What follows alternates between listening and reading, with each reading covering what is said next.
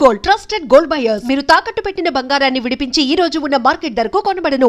అమ్మ, మనకు శ్రావణ మాసంలో రాఖీ పౌర్ణమి రాబోతోంది. అన్నా చెల్లెళ్ళు, అక్క తమ్ముళ్ళకి వాళ్ళ బంధానికి నిదర్శనమే ఈ రాఖీ పండగ. అవునా? అసలు నిజంగా అంటే ఎందుకు వచ్చింది ఈ రాఖీ పండగ?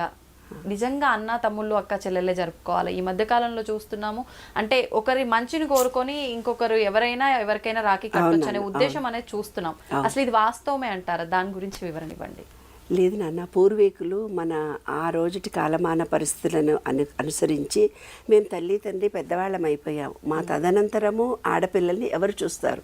ఒక కష్టంతోటో నిష్ఠూరంతో ఒక ఆడపిల్ల పుట్టింటికి వచ్చింది అని అంటే కడుపుతో పుట్టిండ్లనే దాన్ని ఎలా మర్చిపోతామే? ఏ కష్టం వచ్చినా కన్నీళ్ళు వచ్చినా అమ్మా నాన్నే కదా మనకు గుర్తొచ్చేవాళ్ళు. ఏ కష్టమన్నా చెప్పుకోవాలంటే మా అమ్మకు మా నాన్నకే చెప్పుకుంటాం అనుకుంటారు కదా, మా అన్న తమ్ములకే చెప్పుకుంటాం అనుకుంటాం కదా. అలాంటిది పెద్దవాళ్ళు పెట్టిన దాంట్లో అంతరార్థం ఎంతో ఉంది. ఇప్పుడు ఏంటంటే నీవేదో గిఫ్ట్ కోసమే నాకు రాఖీ కట్టడానికి వచ్చావే అనే డైలాగులు మనం ఎన్నో వింటుంటాం. ఏదో సెల్ఫిష్నెస్గా మీ వదిన ఏదో చీర పెట్టడానికే వచ్చింది రాఖీ తీసుకొని అనడం, ఇలాంటివి చిన్న చిన్న సరదాగా అనుకునే మాటలో, శాస్త్రీయంగా అనుకునే మాటలో నాకు తెలియదు. కానీ ప్రతి ఆడపిల్ల పుట్టింటికి వెళ్ళి కనీసం రాఖీ కట్టడానికి ప్రతి పని వాళ్ళు వెళ్తారు నాన్న. నాకు ఎంత సంతోషం వేస్తుందో. మిడిల్ క్లాసులో వాళ్ళు వెళ్ళకపోయినా లో మిడిల్ క్లాస్ వాళ్ళు కంపల్సరీ మేము రాఖీ కడతామమ్మ మా అన్నకి అంటారు. మా అన్న మా ఇంటికి వచ్చాడమ్మా మేము రాఖీ కట్టామమ్మా అంటారు. నిన్న ఒక క్యాబ్లో వస్తుంటే క్యాబ్ అతను నాకు ఒక మాట చెప్పాడు.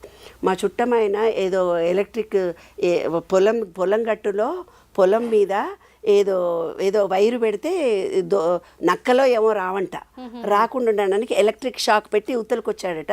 70 ఏండ్లు అయినట. మర్చిపోయి దాని మీదనే కాలేసి వచ్చాడట. ఉత్తలకు వేసేటప్పుడు ఆ ఎలక్ట్రిక్ వైర్ మీదనే కాలేసి వచ్చాడట. Spot dead. అయితే లంబాడీ వాళ్ళల్లో నాన్న, ఎవరైనా చుట్టాల్లో ఒక వ్యక్తి చనిపోతే ఇంటోళ్ళు ఏం ఖర్చు పెట్టారు, బయటి వాళ్ళందరూ డబ్బులు వేసుకొని వాడికి అయ్యే ఖర్చు అంతా భరిస్తారంట. అది వాళ్ళ ట్రెడిషన్ అంట. అట్లాగా మన ట్రెడిషన్ ఏమిటిది? అన్నదమ్ములు అక్కా చెల్లెళ్ళు కలిసి ఉండాలని పూర్వీకులు నిర్ణయించినటువంటి అద్భుతమైనటువంటి ఈ పండగ నాన్న రాఖీ పూర్ణిమ అనేది. అన్నదమ్ములుండి పట్టించుకోలేని ఆడపిల్ల కన్నీళ్లు పెట్టుకున్న రోజులు ఉండవా మనకి?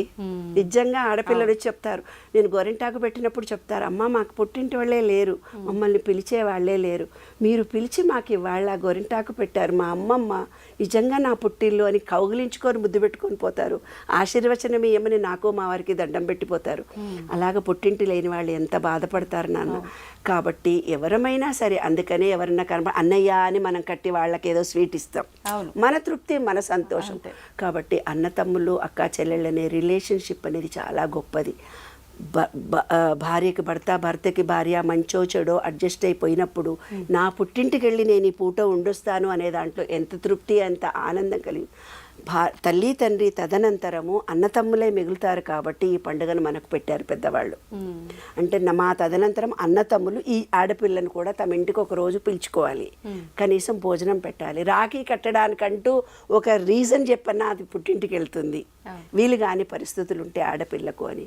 చాలా అద్భుతమైనటువంటి పండుగ నాన్న.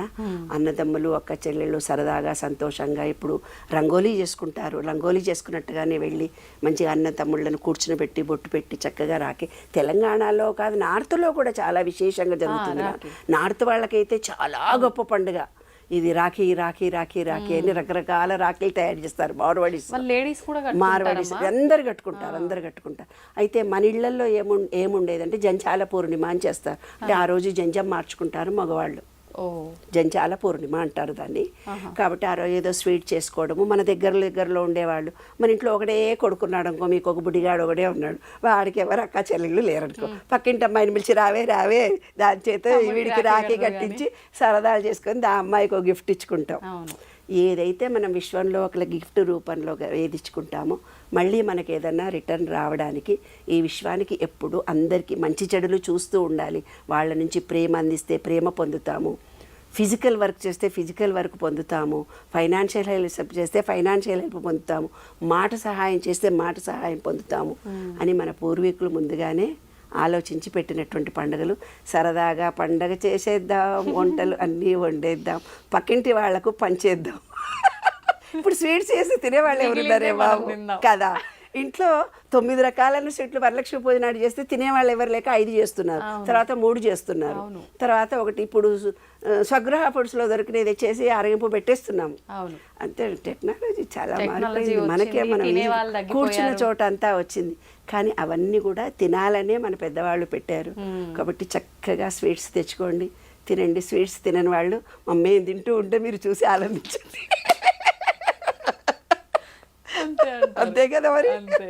ఎందుకమ్మా స్వీట్ తినని వాళ్ళకి కూడా రకరకాల అవకాశాలు వచ్చినాయి కదా. డ్రై ఫ్రూట్స్ తో చేసుకుంటున్నారు మా స్వీట్స్, డ్రై ఫ్రూట్స్ తో చేసుకుంటున్నారు స్వీట్స్.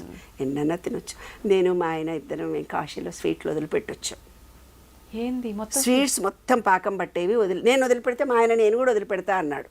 విను అయిన తర్వాత బెల్లంతో చేసిన బొబ్బట్లు తింటాను, అరిసెలు తింటాను, సున్నుండలు తింటా.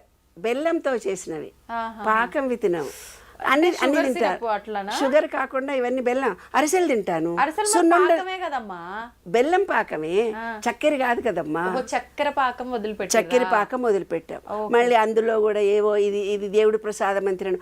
అప్పుడు మళ్ళీ మన శివుడి దగ్గరికి కాశీ మళ్ళీ వెళ్ళి, నాన్న అరటిపండు తినొద్దాం, పొటాషియం లెవెల్స్ తగ్గిపోతే మేము తింటాము.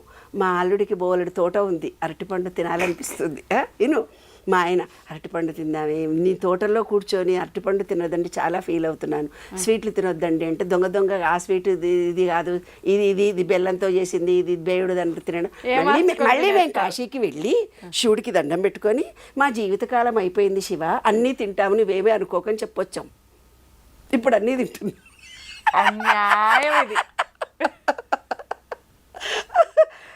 జీవితంలో అన్నీ తినాలి, అన్నీ అనుభవించాలి, అర్థమైందా?